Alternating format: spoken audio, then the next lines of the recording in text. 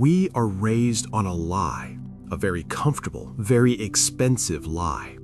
You close your eyes and you picture a bank. You see a fortress. You see thick steel doors, armed guards, and a massive vault piled high with gold bars. You hand your money to the teller and you assume it sits there, safe and sound, waiting for you to come back. That is the fairy tale. Here is the reality. Your money is nothing more than a blinking light on an overheating server in a dark room. It is not cash. It is a digital IOU from an institution that is legally allowed to gamble with your life savings. Here is the cold hard math. If everyone went to the bank right now, this very second, to withdraw their funds, the entire global financial system would collapse in less than 60 minutes. Why, you ask? Because since March 2020, the bank is legally required to keep exactly 0 cents of your money in the vault. Welcome to the fractional lie. Let us look at the history books, specifically the pages covered in red ink. Do you remember Bear Stearns in 2008? It was a titan of Wall Street.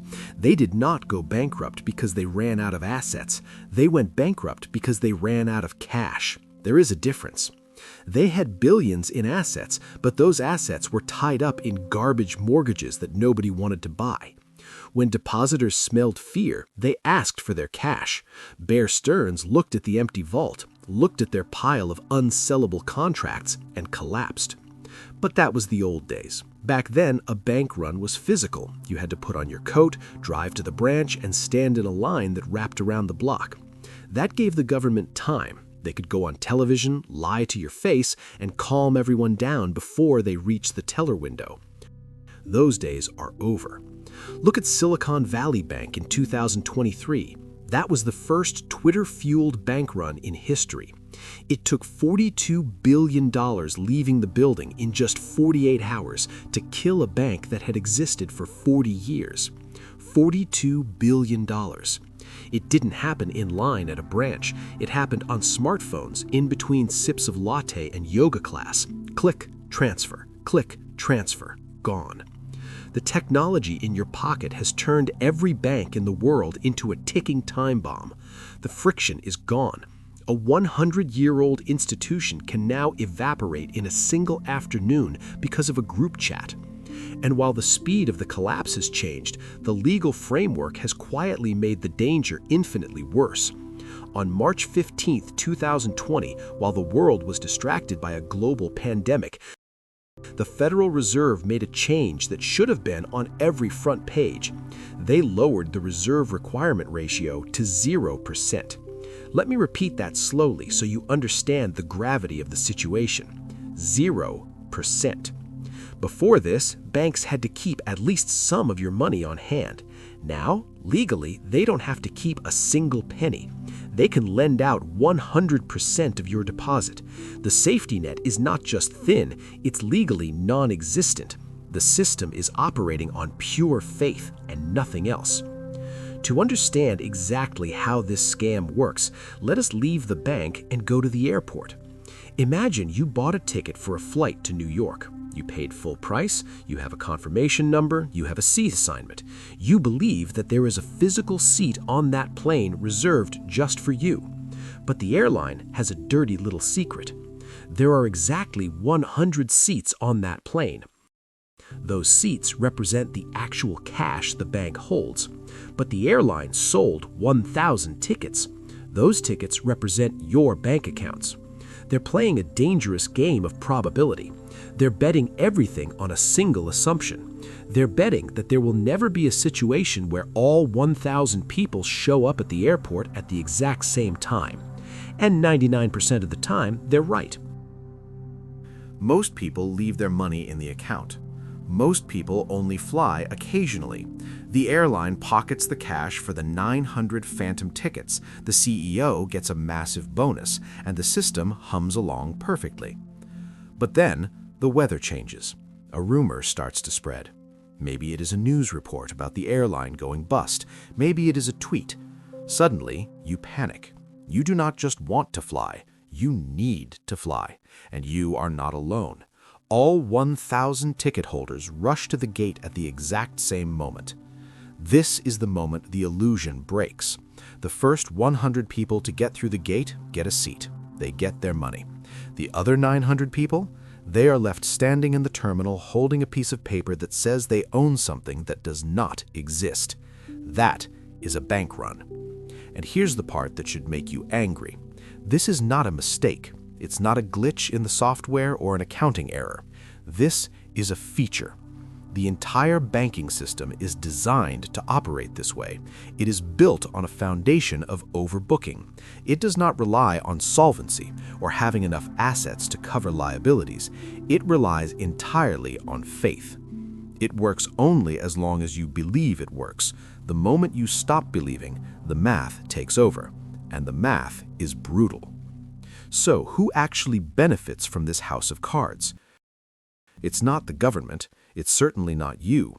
The real winner is the commercial bank, and their weapon of choice is something called the money multiplier effect. This is where the magic, or rather the dark arts, happens. Let us trace the path of a single deposit. You walk in and deposit $1,000. The bank takes your money. Because the reserve requirement is effectively zero, they can lend out almost all of it. But let's say they are feeling conservative and keep just $100. They lend $900 to a guy buying a used car. The car dealer takes that $900 and deposits it into his bank. His bank keeps $90 and lends out $810 to someone renovating their kitchen. That contractor takes the money and deposits it, and the cycle continues. Stop and look at the scoreboard. You think there is still only $1,000 in the system, but the bank ledgers tell a different story. They say there's $1,000 in your account, $900 in the car dealer's account, and $810 in the contractor's account. From your initial $1,000 of real cash, the banking system has magically created nearly $10,000 of digital currency. They created money out of thin air. And here's the kicker. They're charging interest on every single penny of that imaginary money. They're collecting real profits on money that does not exist. But here's the twist that usually gets cut from the brochures. You think you are a customer. You think you are the client. Wrong. In the eyes of the law, specifically bankruptcy law, once you hand that cash over across the counter, you are no longer the owner of that money.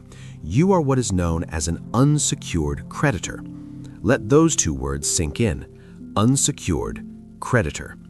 You have effectively loaned your life savings to a hedge fund that calls itself a bank. And unlike a secured loan where if they don't pay you back you can seize their house or their car, you have absolutely zero collateral. When a bank goes bust, there's a line of people waiting to get paid. The lawyers are first, the bondholders are second, the shareholders with preferred stock are third. You are at the very back of the line. You are standing in the parking lot hoping there are crumbs left over. I can hear you screaming at the screen right now. But wait, what about the insurance? What about the government protection? Ah, yes, the Federal Deposit Insurance Corporation, the famous sticker on the window that helps you sleep at night. Here's the math they don't teach you in school. The Deposit Insurance Fund only holds about 1.2% of all the insured deposits in the system. 1.2%. If a single small bank fails, sure, they can bail you out using the premiums from the other banks. But if the system fails, if 2 or 3 major banks go down at the same time, the insurance fund is bankrupt in 10 minutes. It is like trying to put out a forest fire with a water pistol. It is not a financial safety net, it is a psychological pacifier designed to keep you from panicking. And while your money sits there, doing absolutely nothing for you, it is actually working against you. Because every time the banks create new money through loans, they increase the global supply of dollars. It's basic supply and demand. When the supply of money goes up, but the amount of goods stays the same, the value of every single dollar in your pocket goes down. That is inflation. Inflation is not an accident. It is not caused by greedy corporations or supply chains or foreign wars. Those are just symptoms. The disease is the expansion of the money supply. When the bank creates new money to lend to someone for a mortgage, housing prices go up. The bank gets the interest, the borrower gets the house, and you get higher prices. Your savings sit still while the cost of living sprints forward. You are getting poorer every single day, not because you are spending too much, but because your money is being diluted. It is a hidden tax. You never voted for it, you never signed a paper agreeing to it, but you pay it every time you go to the grocery store. So, how do you survive in a rigged casino? First, get out of denial. Stop looking at your bank as a vault. It is not a vault, it is a risk exposure. Number 1, diversification. Never, and I mean never, keep all your eggs in one basket. If you have significant cash, spread it across multiple institutions. If one bank fails, you do not want your entire financial life frozen in court for 5 years. Number 2, look at money market funds. These are funds that often bypass the commercial bank balance sheet entirely. They invest directly in short-term government debt. It is not sexy, it is boring. But in finance, boring is safe. It removes the risk of a commercial bank gambling with your rent money. Number 3, and this is the most important one, self-custody. If you don't hold it, you don't own it. I am talking about assets that exist outside of the digital banking matrix. Physical gold, physical cash in a fireproof safe, Bitcoin held in a cold storage wallet that only you have the keys to. Having a portion of your wealth outside the system is not paranoia, it is insurance. It is the only way to protect yourself against systemic stupidity. When the screens go dark, you need something real. The entire banking system is nothing more than a collective hallucination. It's a magic trick that only works as long as the audience agrees not to look up the sleeve. We wake up every day and agree to pretend that the emperor is wearing clothes. We pretend the money is there. We pretend the solvency is real. We pretend that debt can be paid indefinitely. But the universe has rules, and mathematics does not care about our feelings. Mathematics does not care about political promises or central bank policies. It exists only because we trust it exists.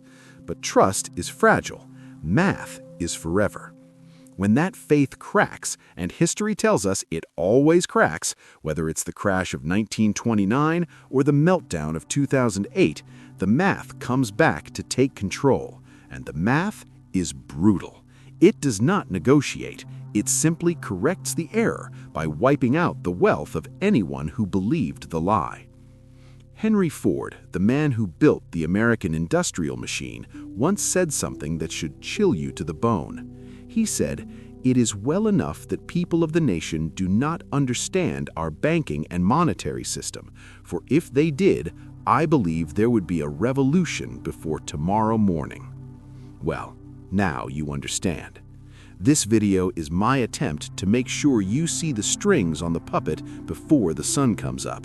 So, do not place your blind faith in the pixelated number on your phone screen. That is just a scoreboard for a game where the house always wins. Trust what you can hold in your hand. Trust what you can control. Subscribe to the channel because the financial matrix is deep and we have a lot more decoding to do.